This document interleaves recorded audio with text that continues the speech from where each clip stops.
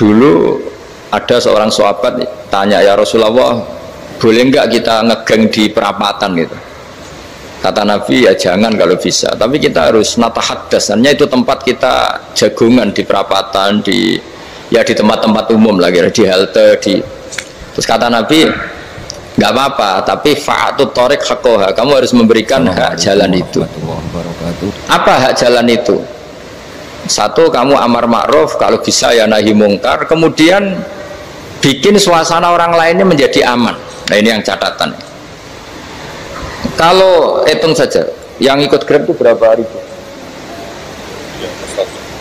Nah, ini tuh energi besar kalau di atas 100 berapa? 100 ribu. Hitung ya teman-teman di Grab, 100 ribu. 100 ribu ini kalau soleh semua, atau setengah soleh lah, kalau soleh banget keberatan dia soleh, setengah soleh. Itu tuh ada, ini sudah saya pikir, ada kebaikan yang menyebar di seluruh Nusantara yang berjumlah 100 ribu. Ini luar biasa. Ada kecelakaan dia menolong pertama, ada pemerkosaan menolong pertama, mungkin ada pencurian, ada apa. Maka kata Nabi, kamu kalau harus di jalan itu kamu berkontribusi amar ma'ruf nahi mungkar. Saya sering ke Jogja karena saya mulai 98 di Jogja, ya sering di terminal malam-malam. Saya ketika kecil itu sering diceritain orang nggak berani ke terminal ini, banyak preman, nggak boleh ke terminal ini karena banyak preman. Ya mulai dari Sumatera, Jawa, hampir seluruh Indonesia. Kalau jam sekian sampai sekian sudah nggak berani karena banyak apa? Preman. Itu uniknya, preman-preman itu selain dulu ditangani tentara dan polisi, itu urusan negara ya kali itu, dan kita ngapresiasi. Itu hilangnya yang permanen itu bukan saja ditangani ABRI dan polisi, TNI dan polisi, tapi ditangani kultur.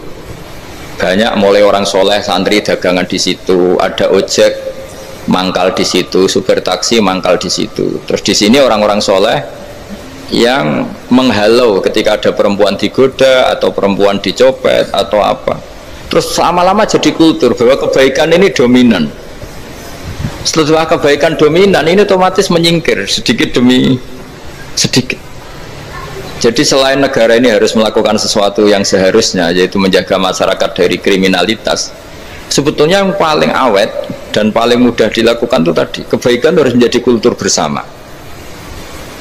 Sehingga kalau terminal kemudian ada mbak-mbak jilbaban yang dagang, terus pak-paknya soleh, ada musola yang hidup, ojeknya juga gitu, terus supir taksinya, lalu kebaikan ini menjadi nilai bersama. Saking jadi nilai bersama, ibu-ibu yang takut atas dirinya, nggak ngojek kecuali Pak ini karena terkenal amanah, nggak naksi kecuali Pak ini karena terkenal amanah. Dan kita Indonesia itu ingin seperti itu, sehingga amanah ini menjadi nilai bersama dan otomatis menjadi keamanan bersama. Corong Jawa itu tego nitipno anake karena dijamin aman, tego nitipkan istrinya juga karena dijamin aman.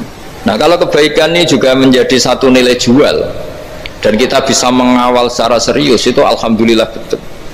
Nah, dimulai dari mana? Satu, mental kita takwa. Kedua, sistem sosial, bahwa kita terkoneksi oleh indukan ya, juga terkoneksi oleh kepolisian. Maksudnya karena kita terdaftar, kalau ada anak hilang kan tinggal ini yang bawa wahyu misalnya. Nah, jadi saya mohon, semohon-mohonnya, kebaikan ini harus jadi nilai bersama. Setelah terminal itu banyak orang baik, otomatis yang ini tuh menyingkir itu. Akhirnya apa?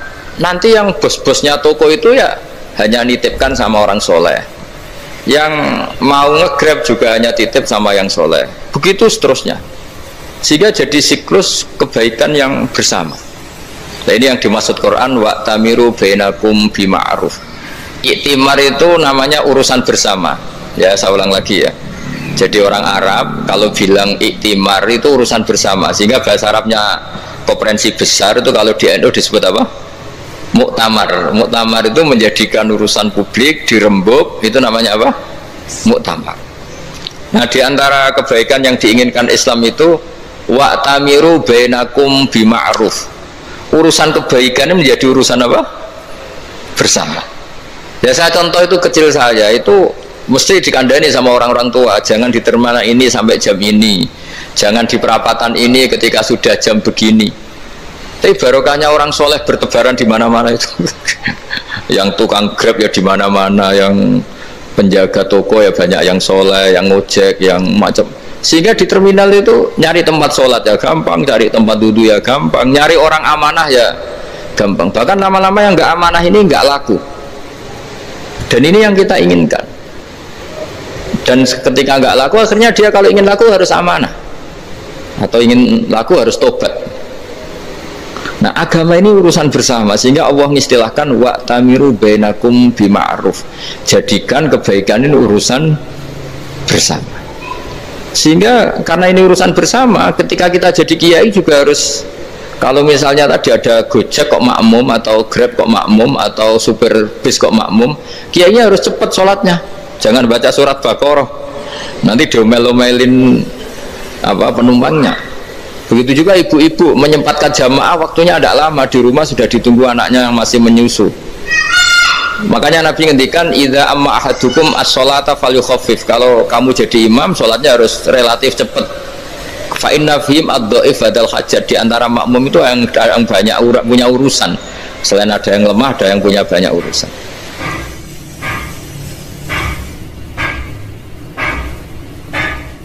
Nah, terus ketiga, masalah kekayaan hati.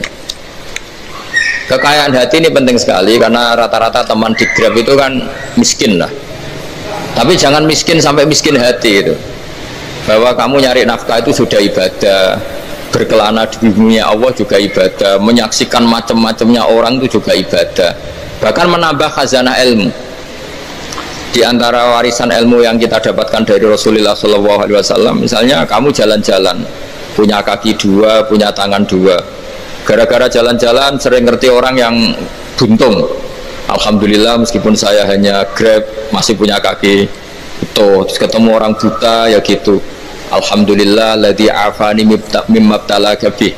Alhamdulillah saya terselamatkan dari seperti itu. Sehingga melihat orang maksiat juga gitu. Saya meskipun gini terselamatkan dari tempat maksiat, sehingga hidup itu tidak nelongso gitu. Ada nilai lebih yang kita punyai.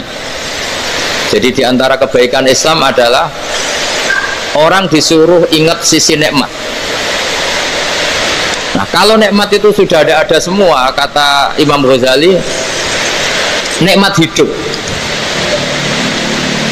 Kata Imam Ghazali, jika nggak ada kenikmatan yang Anda punyai, kamu datang ke kuburan.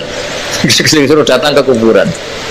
Dan kamu bilang begini, kenikmatan kembali ke dunia adalah kenikmatan yang diinginkan mulai yang mati zaman Nabi Adam sampai kiamat. Jadi kalau Fir'aun yang pernah jadi raja, Namrud, semuanya, bahkan orang-orang soleh sekalipun, kalau kamu tanya keinginan terbaiknya apa? Ingin kembali hidup untuk membenahi kesalahannya zaman hidup. Artinya apa? Kehidupan yang kita miliki sekarang adalah kenikmatan yang dirindukan mulai yang mati zaman Nabi Adam sampai kiamat.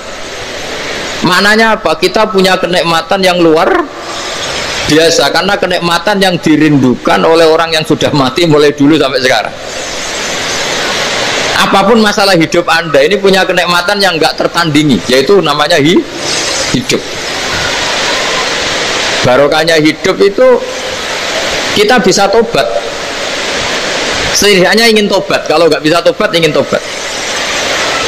Makanya di Indonesia itu banyak nyuwun sewu, banyak maling yang anaknya itu soleh, karena kalau ngandani anaknya tetap gini, wes le bapak tok sing lakoni kowe ojo, bapak tok yang alami ini kamu jangan. Banyak di Indonesia orang nggak bisa baca Quran, anaknya hafid, karena setiap bodoh itu tidak diwariskan. Wes le bapak tok sing bodoh kowe ojo bodoh. Mungkin teman-teman di Grab juga gitu, wes bapak tok cong sing nasib ngene kowe ojo. Jadi kebaikan begini itu akan terus-menerus diwariskan. Sehingga banyak orang tidak tamat SD anaknya dosen, nggak tamat SMP anaknya dekan. Karena setiap dari kita itu cita-cita kebaikannya menurun ke anak cucunya, keburukannya berhenti di dia. Cara wong Jawa itu bapak tok sing nglakoni. Nah, di sini saya jelaskan tentang kekayaan rohani. Jadi saya mohon ketika Anda jalan-jalan ngantar penumpang itu harus sering muji Allah Subhanahu wa taala. Ya, saya bacakan ayatnya, at-taibunal abidunal hamidun. Orang baik itu yang tobat, yang ahli ibadah. Di antara definisinya itu as-saihun, yang sering jalan-jalan. Siyaka itu jalan-jalan. Jadi orang paling bejo sak dunia itu sampai harus jalan-jalan, ibadah, dapat uang.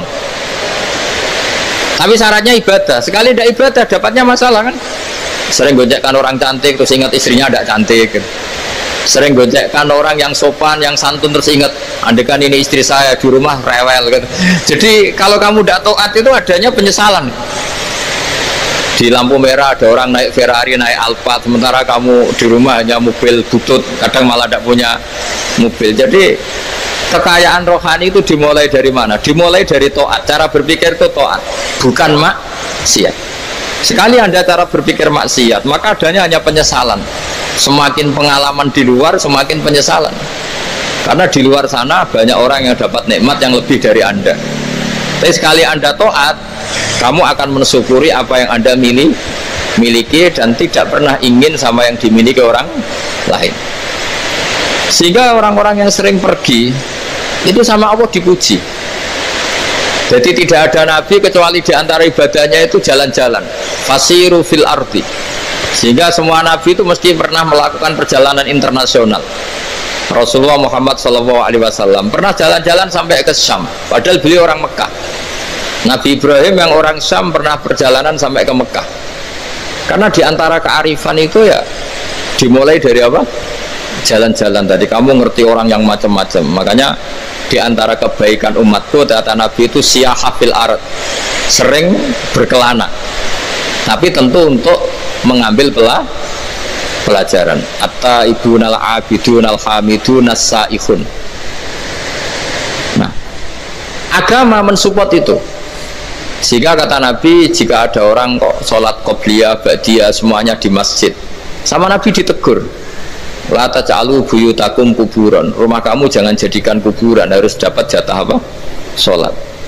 Kata ulama, kalau ada orang sering sholat di satu titik, itu ditegur, kamu harus ganti titik yang lain supaya saksi bahwa kamu di bumi sholat itu banyak. Jadi kita ya punya nilai positif juga tentang apa? Karena kita sering siyaha, kalau bahasa Arabnya itu sering keluyuran, saksi kita kebaikan juga banyak. Tapi pesan saya paling pokok tadi ya, jadikan komunitas kebaikan itu punya nilai jual. Syukur-syukur fid dunya hasanah wa fil akhirati hasanah. Ya kita bersyukurlah di Indonesia itu. Saya masih ingat kecil saya itu ya sekitar saya umur 15-14 tahun. Setiap mau pergi itu pesannya orang-orang yang sering pergi itu jangan masuk terminal jam ini di perapatan ini, karena yang namanya preman itu dulu dominan. Sekarang sampai jam 2 ada orang pakai jilbab, kadang ya orang pakai peci, yang nggak pakai peci pun ke musola sholat terus. Yes, pokoknya kebaikan itu jadi komunitas dan jadi nilai jual. Bahkan tadi misalnya ibu-ibu yang pergi malam itu kan mesti ada orang-orang yang jadi langganannya karena terkenal apa? Amanah. Yang dititipi anak juga pilih orang yang terkenal apa? Amanah. Nah, nilai amanah ini harus kita jaga terus supaya kamu ya bisa bekerja, orang lain juga nyaman karena amanah tadi, Allah juga senang karena amanah itu perintahnya Allah Subhanahu wa ta'ala. Dan Indonesia harus menuju ke sana. Pemimpin juga harus gitu. Pemimpin bawaannya amanah, bawaannya apa, yang memilih dia juga senang karena nggak malu lah. Tapi kalau kita milih ternyata kita pilih tahu-tahu ditangkap KPK kan ya malu gitu. Dulu kita kampanye mati-matian ternyata dia ditangkap KPK, tapi kalau dia amanah kan dia senang. Sama kalau tukang Grab ketangkap satu karena penodaan atau karena pengkhianatan, yang malu juga semua, karena kadang-kadang nanti digeneralisir seakan-akan semuanya seperti itu. Tapi dengan reputasi panjang nggak pernah terjadi apa-apa dalam Grab kan otomatis lainnya juga terangkat. Nah, ini yang dimaksud wa'tamiru bainakum bima'ruf, jadikan kebaikan itu urusan bersama. Makanya andaikan negara itu sudah mengoptimalkan polisi, TNI untuk meringkus preman, oke, itu baik. Tapi ya lebih awet lagi kalau itu ditopang apa? Masyarakat. Karena yang nggak amanah terkucilkan, terus akhirnya Grabnya nggak laku, akhirnya dia dipecat, akhirnya kan yang maksiat hilang, yang kriminal hilang, yang ada hanya Grab-Grab yang baik. Begitu juga di dunia apapun. Itu yang dimaksud wa'tamiru bainakum bima'ruf. Jadikan kebaikan ini urusan apa? Bersama. Nah karena kita baik, otomatis jadi teladan yang baik bagi anak kita, istri kita, tetangga kita. Dan karena kita baik maka terhormat. Sehingga orang melihat Grab itu simpatik, respect karena reputasinya baik. Nah karena orang respect tidak dicibir, barokahnya tidak dicibir, tidak mangkel. Barokahnya tidak mangkel, tidak saling ejek, bahkan tidak saling bunuh. Coba kalau kita jelek, dicibir orang, kita dalam keadaan mabuk, tidak terkontrol, bunuh. Jadi efek dari maksiat itu begitu buruknya. Sehingga penelitian itu mengatakan kebanyakan kecelakaan ya pemicu utamanya rata-rata ya nyupir dalam keadaan mabuk. Beberapa nyuwun sewu kasus-kasus kriminal rata-rata ya dipicu oleh hal-hal seperti itu. Makanya meskipun di luar saya tolong hindari narkoba, hindari hal-hal yang maksiat supaya pekerjaan Anda ini barokah.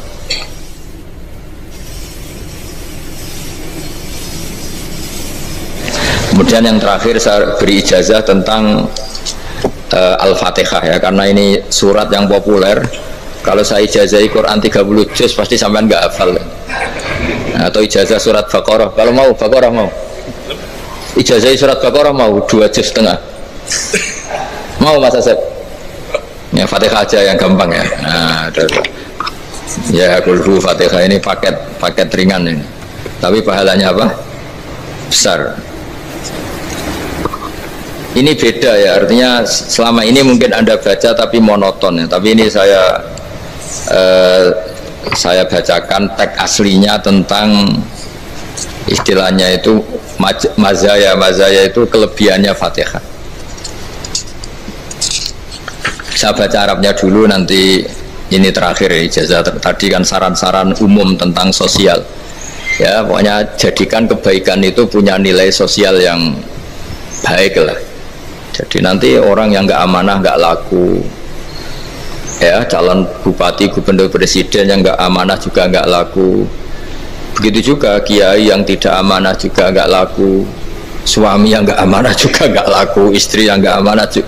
Sehingga kebaikan itu jadi nilai sosial yang dalam tanda kutip sudah keniscayaan. Yang diinginkan Allah itu seperti itu, bukan kebaikan yang dipaksakan karena kekuatan negara. Maksudnya kalau bisa kebaikan itu tidak usah dipaksakan. Memang satu apa ya, sudah satu kebutuhan. Tak cerita-cerita di negara maju itu, bahkan apapun jatuh itu nggak ada yang ngambil apa itu. Makanya gambarannya Mekah Medina kan gitu kan, barang jatuh nggak ada yang berani apa ngambil itu, saking sudah jadi sistem. Sehingga banyak negara di Eropa itu yang sampai nggak punya tentara, nggak punya polisi karena kebaikan sudah. Nah kita kan masih capek, polisinya aja capek, apalagi masyarakatnya, karena ya apa ya, kebaikan itu belum jadi nilai apa bersama. Nah kita selain ditopang negara, ada polisi, ada tentara, itu kita usahakan kebaikan itu jadi nilai apa bersama. Ya, tadi wa'tamiru bainakum bima'ruf. Dan kita punya reputasi yang bagus dalam bab ini. Saya masih ingat kecil saya itu yang jilbaban hanya keluarga kiai. Sekarang rata-rata masyarakat itu jilbaban. Dulu yang sekolah SMP, SMA itu jilbaban kadang dulu malah dilarang ya, harus sama seperti itu seragamnya. Sekarang sudah boleh dan nyaman. Lama-lama yang dapat simpatik ya yang pakai pakaian model tertutup seperti itu.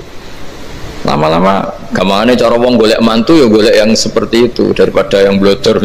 Lama-lama jadi nilai bersama. Ya ingin saya seperti itulah. Di terminal juga sama.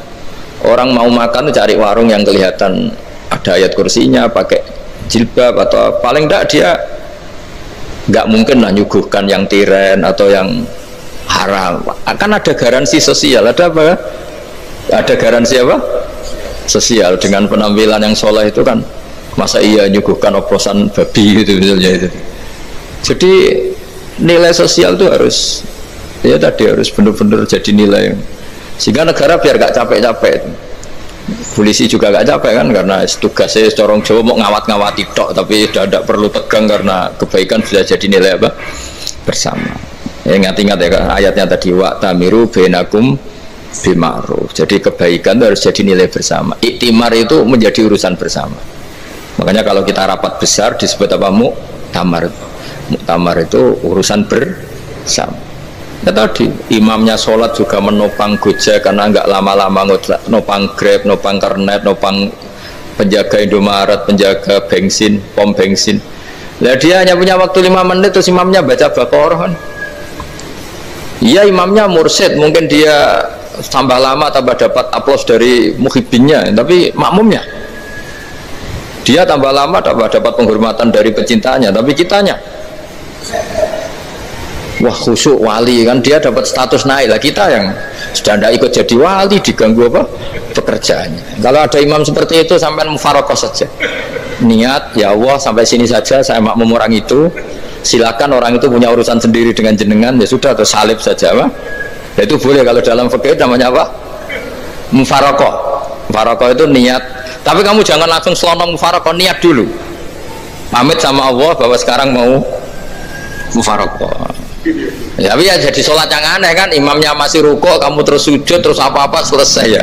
Mungkin dalam pandangan itu orang lain ini maksudnya makmum gimana ini kok begini. Tapi sudahlah Allah Maha tahu. Nah, insya Allah dimaklumi. Ya saya baca tentang Fatihah ya, karena sampean pasti sering baca Fatihah.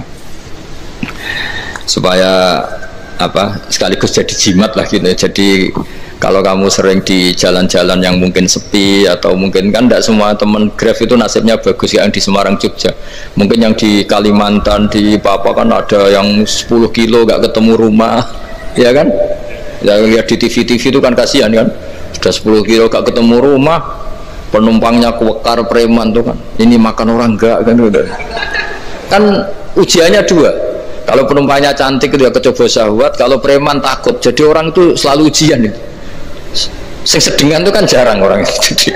Jadi kalau penumpangnya perempuan cantik ujiannya itu syahwat, kalau preman ujiannya ketakutan. Kalau orang yang lemah bau uang ujiannya kamu ingin garong. Jadi hidup itu memang semuanya ujian. Liyabluwakum ayyukum ahsanu amala.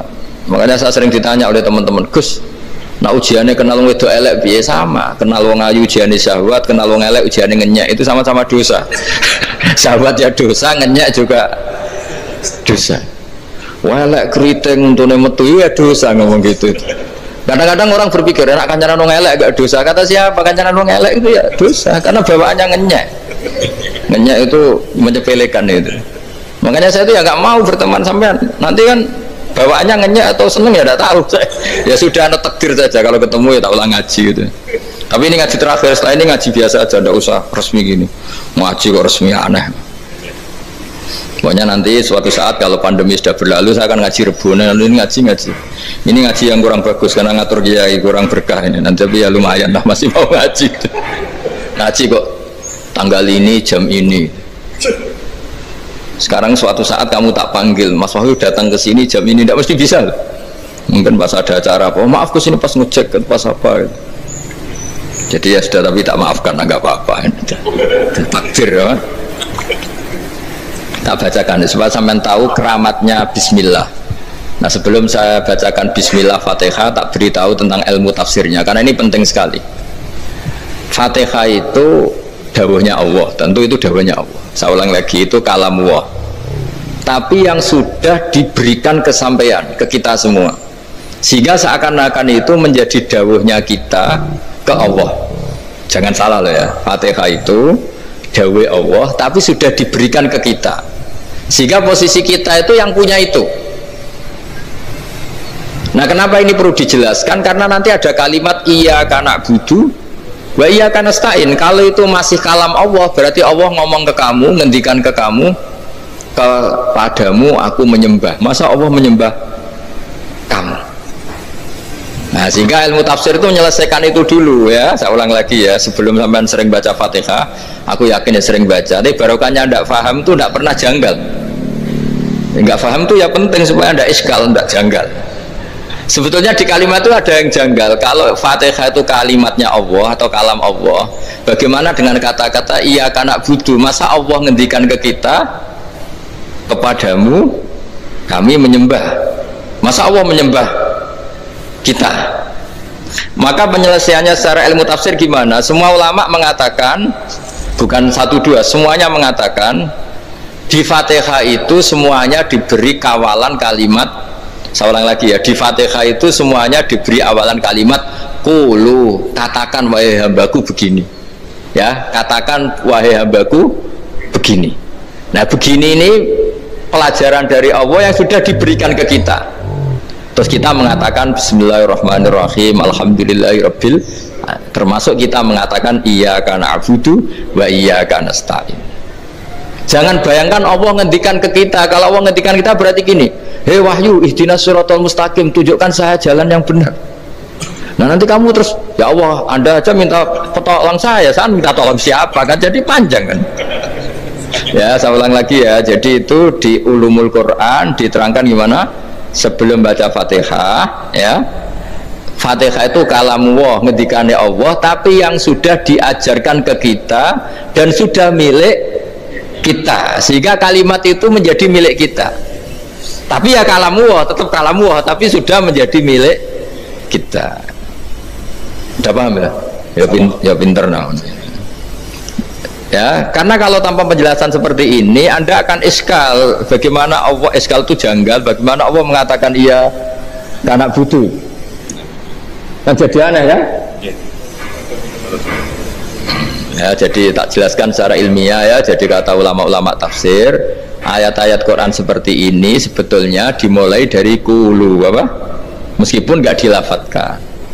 Itu kan sama dengan qul huwallahu ahad Muhammad, katakan kalau Tuhan itu satu. Ya namanya Quran itu kan kalam Allah, membina nabinya, membina umatnya. Makanya dikatakan atau enggak, di sini tersembunyi kata qulu, katakan.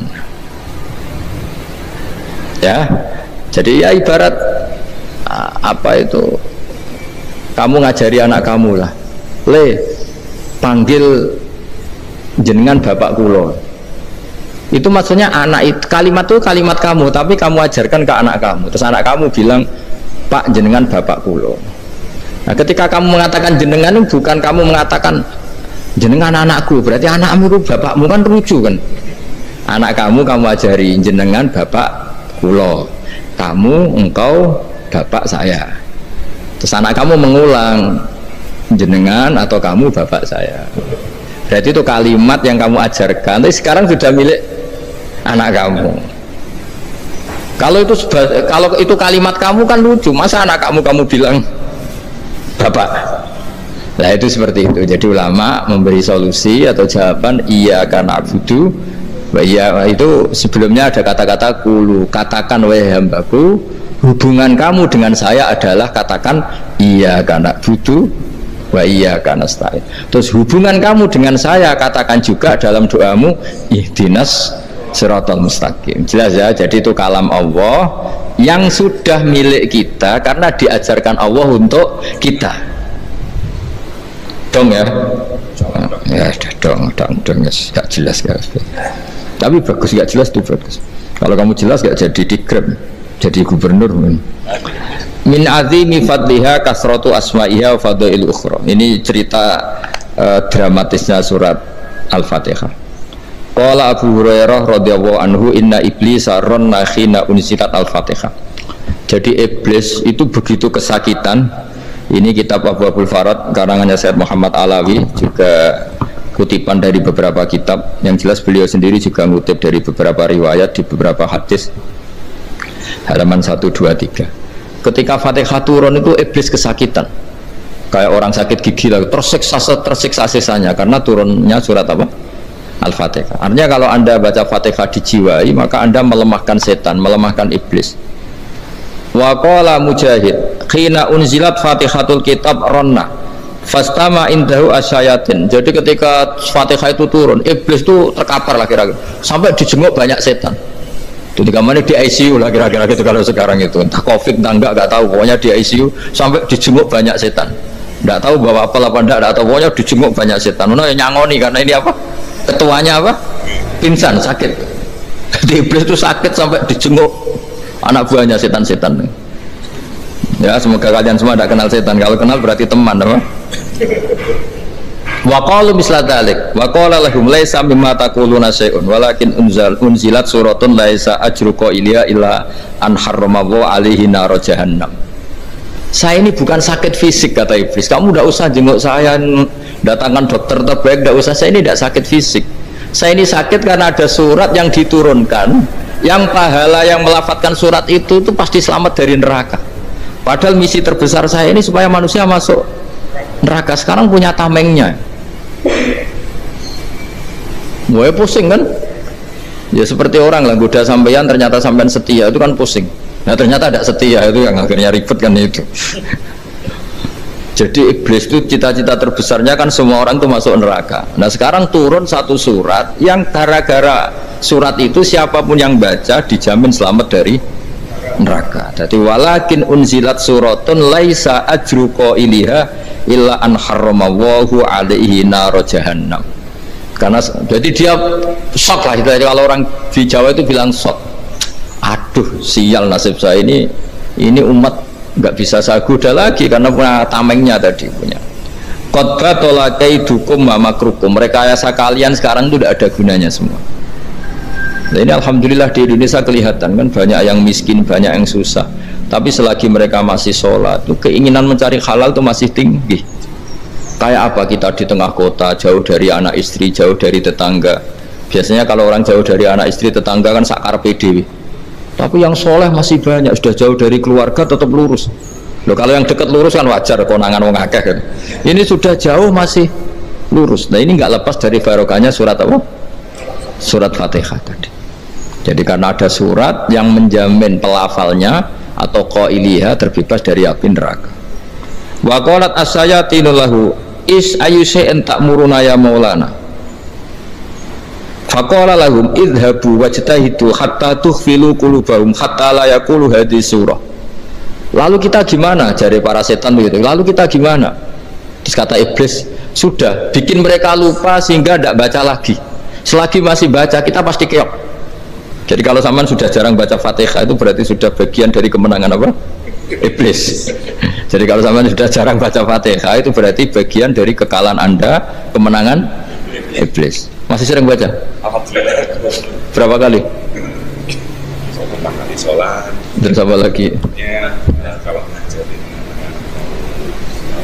itu juga selain itu juga. Kok 5 kali tok itu? Berarti pas sholat fardu tok itu? Enggak 5 kali itu, mendingan itu 17. Kamu itu ngitungnya jangan 5 ini. 5 waktu aja. 5 waktu itu berarti lumayan lah. Berapa? 17 ya? Ya. 17 ya? Ya 17, tapi kalau makmum tuh sering separuh kan, apalagi makmum terawih. Ya kan? Makmum terawih itu bacanya Fatihah ada yang sempurna enggak ya? Ya enggak lah. Baru alhamdulillah rabbil alamin mampu ruko ikut ruko ini gitu. Makmum kan yang terawih lah Mas. Kalau terawih jarang sempurna ya. Fatihahnya itu. Kan imam sudah ruko, kamu bacanya Fatihah sampai mana tuh? Baru setengah ya. Ya paling pas terawih aja kan enggak sempurna ya. Apalagi kalau imamnya sing kilat tuh, waduh malah. Nah ketika Fatihah itu sebegitu keramatnya, sebegitu topnya, itu setan rapat, singkat cerita itu yang tadi dipimpin oleh iblis yang sedang terkapar apa? Terus tali obatnya nggak ada, cuma dia shock karena ada surat yang turun yang melafatkan itu pasti selamat dari apa? Neraka. Nah ini gimana saran Anda? Terus sarannya adalah bikin orang-orang itu lupa, tidak baca Fatihah. Nah ini rapatnya iblis. Idhabu wajtahidu hatta tufilu qulubahum hatta la yaqulu hadhihi surah. Kala yuksiru qira'ataha wa la yakunu lahum ajrun wa thawabun bal yakunu lahum adzabun wa iqabun.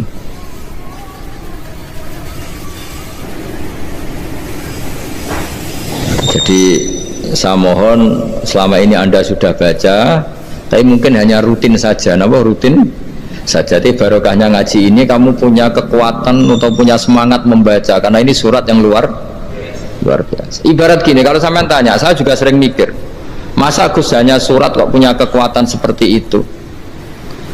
Di dunia ini kata Allah, mulai Nabi Adam sampai kiamat, nggak ada yang bisa menandingi kekuatan kalimah. Kalimah itu kata-kata, nggak ada yang bisa menandingi kata-kata. Misalnya Anda nge-grab berangkat, istri cuek, berangkat cuek. Itu beda dengan ketika meskipun satu kalimat, wes Pak, muga-muga dilindungi pangeran, mungkin jenengan selamat. Itu menjadi teduh dan semangatnya luar biasa karena kayak mendapat support. Jadi kira-kira kalimat itu hubungannya kita dengan Allah, Fatihah itu seperti itu. Kamu melafadzkan satu kata-kata yang dibenarkan langit bumi, dibenarkan aras, dibenarkan malaikat, dibenarkan semua penghuni di dunia ini. Sehingga itu efeknya luar biasa. Itu seperti gini ya, kamu cerai sama istri, terus nikah lagi katut babon. 10 tahun anak kamu dididik, ibunya benci kamu, dan memang Anda layak dibenci. Dan sampai nggak pernah manggil kamu Pak. Suatu saat kamu tentu rindu kan, ingin dipanggil bapak oleh anak kamu. Suatu saat anak ini manggil kamu Pak E. Itu senengnya bukan main, hanya sebuah kata-kata. Makanya kadang-kadang orang itu tanya sama kiai, ijazah lafadz ini gunanya apa sih? Itu ijazah-ijazah itu untaian kata-kata, yang kata-kata ini dibenarkan langit dan bumi dan aras dan para malaikat, sehingga efeknya itu luar. Nah ibarat seperti itulah, kamu melafadzkan Fatihah itu melafadzkan kata-kata yang dibenarkan Allah dan Rasul dan semua malaikat, semua penghuni langit, maka ini efeknya pasti luar. Nah di sini lah orang-orang dulu itu tahu keramatnya itu, sehingga ketika melawan Belanda, melawan Jepang dulu itu kalimat-kalimat itu menjadi mantra yang luar biasa. Doa lah, doa yang luar biasa. Tapi di era modern karena orang sudah tidak ngerti itu, dianggap itu mantra, jimat, khurafat, bid'ah, waduh ribet menemal. Sebetulnya tidak seperti itu. Memang kata-kata ini kekuatannya luar biasa. Sama kesakitan hati kamu juga karena itu. Ngojek wangilan. Lha Pak dibujo kok kowe gagahe tok kere. Wah, iku seling terus mesti. Padahal kalimat itu kan tidak melukai secara fisik, tapi apa kerjanya sesuk sarasa-rasa. Karena terus dengan pengadilan seperti itu kan, ngapain kerja demi perempuan yang seperti ini? Lagi-lagi kata-kata ini luar.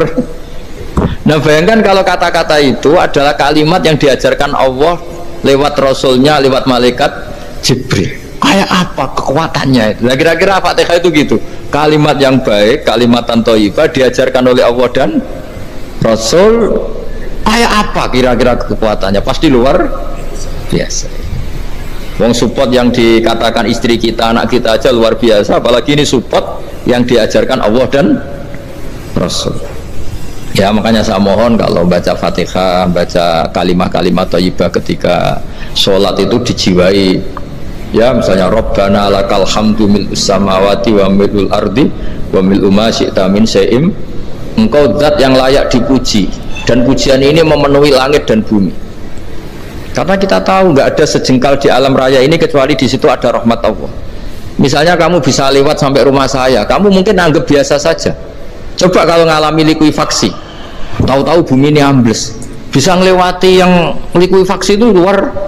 Tanyakan orang pernah ngalami likuifaksi di Sulawesi, itu melihat bumi bisa diinjak gak ambles itu, wah luar. Sama nggak ngalami itu sehingga lewat bumi ya biasa aja. Coba kalau ngalami seperti tidur, ya biasa aja. Coba kalau ada gempa, bahwa bumi tenang ini sudah nikmat yang luar biasa. Masa kamu ngakui nikmat nunggu digituin? Ya kan? Nah, makanya baca Fatihah dijiwai lah bahwa ini kalimat yang luar biasa. Nah, saya teruskan ya. Warwa Muslimun fi sahihihi an Ibnu Abbas radhiyallahu anhuma annahu qala bainama Jibril alaihi salam qaidun dan Nabi sami anaqidan min fawqih farafa ra'sahu faqala hadza babun minas sama futihal yawma lam yuftaqadu ilal yaum fanazala minhu malakun faqala hadza malakun nazala ilal ardi walam yanzil qattu illal yauma fasallim waqal abshir binuraini qad uti tahuma lam yu'tahuma nabiyyun qablak Fatihatul kitab wa khawatimu suratil baqarah. Jadi suatu saat Jibril ini jagongan kira-kira gitu sama Rasulullah, tahu-tahu langit itu gemuruh. Langit gemuruh kata Jibril, terus semuanya ngangkat kepala ke langit. Ini pintu langit baru ini dibuka, yang sebelumnya tidak pernah dibuka seperti ini. Turunlah malaikat, yang malaikat ini pun malaikat spesial, yang nggak malaikat murahan lah kira-kira gitu, yang nggak pernah turun ke bumi kecuali juga saat itu, dengan penyambutan yang luar biasa, dengan semuanya tidak pernah terjadi, hanya karena surat Fatihah. Jadi ini surat yang luar biasa pengawalannya lewat malaikat yang spesial, nggak pernah turun di dunia kecuali saat itu, penyambutannya juga nggak pernah seperti itu, baru seperti itu. Jadi semuanya itu spesial. Nah, kenapa ini spesial? Karena di situ ada isi puja-puji kepada Allah Subhanahu wa ta'ala. Ada ikrar kita, alhamdulillah rabbil alamin ar-rahmanir rahim. Ikrar ini penting. Kalau contoh paling gampang gitulah, kamu punya istri selama ini cerewet terus, suatu saat ngomong, Pak, tak angen-angen rawono wong lanang kayak sampeyan.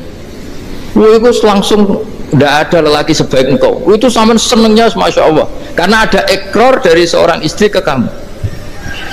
Nah, bayangkan kalau ikrar kita sebagai hamba diakui oleh Allah Subhanahu, maka ikrar ini akan dicatat sebagai kebaikan kita yang kita panen nanti di akhirat, karena ada ikrar. Kita ikrar bahwa alhamdulillah rabbil alamin, kita ikrar ar-rahmanir rahim, kita ikrar maliki yaumiddin, kita ikrar iyyaka na'budu wa iyyaka nasta'in. Sampean misalnya jadi orang Indonesia, ketemu orang Indonesia yang makmur di Jerman, terus lupa Indonesia. Kamu orang Indonesia? Enggak, saya enggak orang Indonesia. Mangkel gak kira-kira? Mangkel. Karena salah ikrar kan gitu. Ya, jadi saya mohon jangan anggap kalimat itu hal yang biasa, tapi luar biasa. Nggih, ngoten mawon. Assalamualaikum warahmatullahi wabarakatuh.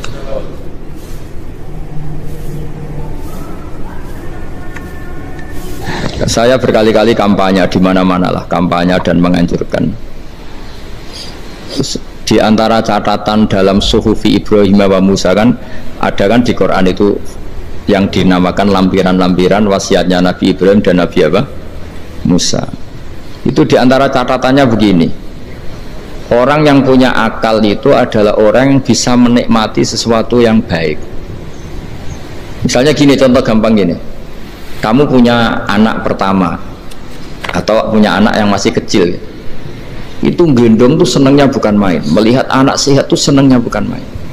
Mungkin saat itu banyak orang yang sedang maksiat dengan perempuan nakal atau dengan teman-teman nakalnya, yang nganggap seperti itu tidak nikmat. Tapi andaikan ini ditimbang ya ditimbang. Yang maksiat betulan, misalnya paling ukuran bahagianya itu 70%. Tapi yang ini, yang nimang anak baru lahir atau masih kecil, corong Jawa ngeloni anak, bisa saja bahagianya itu sampai 100%. Artinya selama ini kesalahan kita adalah nganggap maksiat itu pasti menyenangkan dan taat itu tidak menyenangkan. Makanya saya berkali-kali fatwa, untuk melawan kenikmatan maksiat, orang harus terbiasa menikmati taat, menikmati kebaikan. Jangan kira kita nimang istri nikmat, nimang anak nikmat, ketemu teman yang lama tidak ketemu juga nikmat. Artinya kita akan melewati berjam-jam untuk jagungan sama teman, sama anak, sama istri. Dan itu harus kamu nikmati supaya mengganti tidak berkebutuhan nikmat yang lewat jalur maksiat. Jadi saya mohon sarana-sarana yang menyenangkan itu, yang taat itu kita maksimalkan. Makanya bapak saya tuh sering pesen, kowe nak ngaji sing guyon, sing seneng. Nanti wong maksiat tuh karena cari kesenangan. Coba kalau kesenangan itu sudah didapatkan saat taat, maka tidak butuh lagi kesenangan yang berbentuk maksiat. Makanya orang-orang wali dulu kalau sudah sholat itu gak bisa berhenti karena merasa nikmat. Makanya Nabi pernah ngendikan wa qurratu aini fi sholat, nyaman saya itu kalau sedang sholat. Itu tadi. Bayangkan kalau besok itu pasti mati. Makanya latihannya harus gitu. Bayangkan besok itu pasti mati. Berarti itu hari terakhir kamu.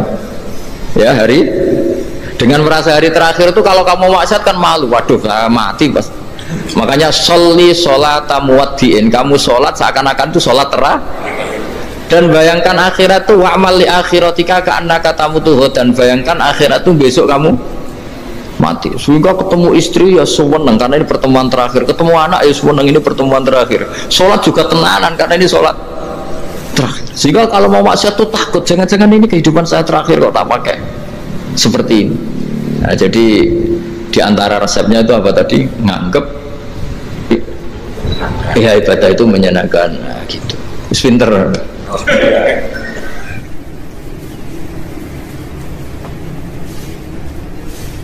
Oke, satu pertanyaan lagi, Gus. Ini ada pertanyaan dari teman-teman mitra driver Grab. Saat mengantarkan barang, tiba-tiba azan waktu sholat, ya. Terus, lalu kita sebagai driver harus sholat dulu atau menyelesaikan orderan dulu, karena itu juga amanah kan orderannya itu. Mungkin nganter barang atau mungkin nganterin penumpang. Mengingat barang tersebut sudah ditunggu pemiliknya dan penumpang tersebut juga sudah ada janji yang lain, pokoknya gitu. Nyuwun pencerahannya Gus gitu. Begini ya, ini kan fikih sosial ya. Saya jawab, ini memang harus pakai fikih, nggak pakai rasa. Saya ulang lagi, pakai fikih, nggak pakai rasa. Waktu sholat itu kan banyak ya, diantaranya maghrib dan isya, duhur dan asar, terus subuh sendiri. Ya, ben sampean belajar fikih, orang belajar tasawuf ya. Nah, kalau subuh itu tidak ada toleransinya kalau waktunya sudah tinggal 10 menit, karena tidak ada jamak. Ya, tidak ada apa? Jamak. Sehingga misalnya kalau kamu ngojek, waktu tinggal 10 menit, ya harus sholat. Tapi kalau sekedar dengar azan, ya, ini penanyanya kayaknya itu teman kamu, jadi fikihnya kayak kamu, gak jelas.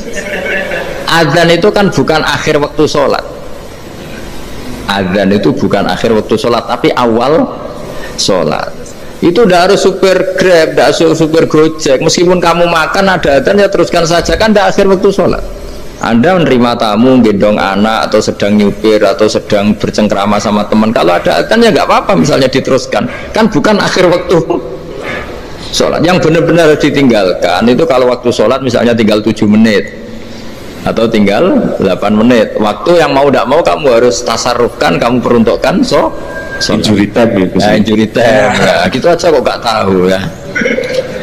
Nah, lalu misalnya, kalau pertanyaan tadi mestinya kelasnya itu kelas afdoliyah, utamanya gimana? Kalau wajibnya belum ada, karena kan waktunya masih panjang. Jadi pertanyaannya bukan wajibnya, tapi sebaiknya, karena ini semuanya belum mendesak kan. Andai kan kamu teruskan nganter barang, kan tidak ada jaminan waktunya habis. Padahal kalau kamu memaksa sholat, mungkin citra kamu sebagai supir Grab tidak baik, karena dianggap mengabaikan konsumen. Nah, terus kedua menyangkut jarak. Oke, seperti itu. Nah, sekarang kalau pertanyaannya dibalik, makanya yang dibalik ini agak ribet. Waktu sholat tinggal 8 menit. Ada konsumen yang minta diantarkan saat itu, dan acaranya ke mall happy-happy. Maka fatwa kita sebagai ahli fikih, ya tantang saja, saya mau sholat dulu. Kalau nggak sabar ya silakan cari yang lain. Kalau acaranya ke mall. Tapi kalau acaranya kelahiran atau transfusi darah atau mau nganterin darah ke pasien yang sudah koma, maka kita langsung, karena ibadah sosial itu didahulukan mengalahkan ibadah yang haknya Allah, karena Allah itu zat yang tidak butuh ibadah kalian. Tapi kalau pasien ini kalau nggak nang kesampaian darahnya mati misalnya, jadi kamarnya Allah lebih apian lah gitu. Makanya masyhur kalau dalam fikih hak Allah sama hak adami ini dimenangkan hak adami, tapi bukan karena Allah kita kalahkan. Allah tidak butuh itu semua gitu. Jadi dikalahkan tapi bukan karena kalah, justru karena tidak butuh. Ya ibarat gini lah, Allah itu saking baiknya Allah kan pasti di atas orang tua kita. Itu pasti, saya ulang lagi, baiknya Allah pasti di atas orang tua kita. Orang tua kita saja baik, apalagi Allah. Misalnya orang tua kamu butuh uang 5.000, adik kamu butuh uang 5.000, adik kamu yang kecil atau ya, kira-kira orang tua kamu tuh nyuruh dikasihkan beliau apa ke adik kamu, kira-kira saja ke adik kamu. Nah, Allah itu saking baiknya, hal yang terkait Allah, misalnya tadi sholat tepat waktu sama ibadah sosial, itu disuruh ibadah sosial. Karena ini kalau nggak kesampaian transfusi darahnya atau apalah, atau kamu dokter yang harus mengurus operasi, waktunya tinggal 5 menit, kamu harus ngoperasi pasien dulu, karena Allah bisa menerima sholat kamu. Nah, tak terangkan lagi, ini fikih terus. Lalu sholat yang apa? Kalau sholat itu antara maghrib dan isya, dan nanti yang terlambat ke maghrib, kita ngikuti ulama yang mengatakan jika ada darurat, maka maghrib dan isya boleh dijamak meskipun tidak atas nama pergi. Kan jarak kamu kan tidak jarak masafatu qasrin. Artinya apa? Misalnya saya dokter, harus operasi, waktu saya tinggal 8 menit mau maghrib, ternyata harus ada operasi. Kalau saya nggak nangani, mati, saya harus operasi, dan nanti waktu saya maghrib habis itu tidak harus dikatakan qadha atau yang mengeluarkan maghrib dari waktunya. Bisa saja menurut ulama dianggap boleh dijamak takhir dengan isya karena kondisinya masih waktu jam'in. Itu juga zuhur dengan asar. Tapi kalau waktunya itu asar tinggal 8 menit kemudian harus ada operasi, ya kita operasi, waktu asar kita mundur sampai maghrib, namanya qadha yang dimaafkan Allah. Ya namanya tetap qadha karena asar nggak bisa dijamak dengan maghrib. Jadi ini fikih ya, jadi jawabnya harus jelimet. Jadi saya ulang lagi ya, tadi kan pertanyaannya dengar adzan. Kalau adzan kan waktunya masih panjang, apalagi misalnya maghrib kan waktunya kan taruh saja ada waktu seperempat jam. Ternyata andekan kamu antar hanya butuh waktu 7 menit, kan nggak ngefek sama saya nyandar. Nah, nyandar.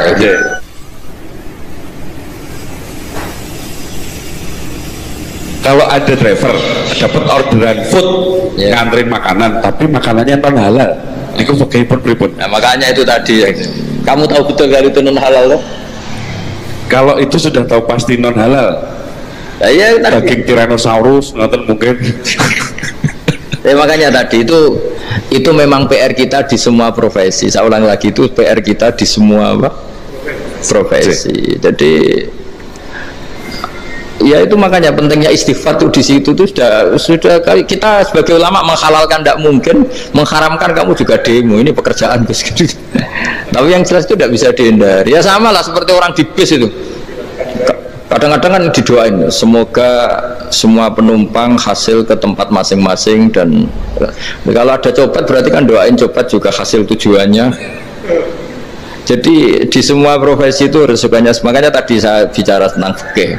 Kaidah umumnya menolong maksiat itu bagian dari maksiat, menolong taat itu bagian dari taat. Mau tidak mau harus ada hukumnya. Setidaknya barokahnya tahu hukum. Kalau kita salah belum istighfar gitu, sudah salah nggak merasa salah gitu. Jadi barokahnya tahu hukum itu paling tidak kan kita ya istighfar lah.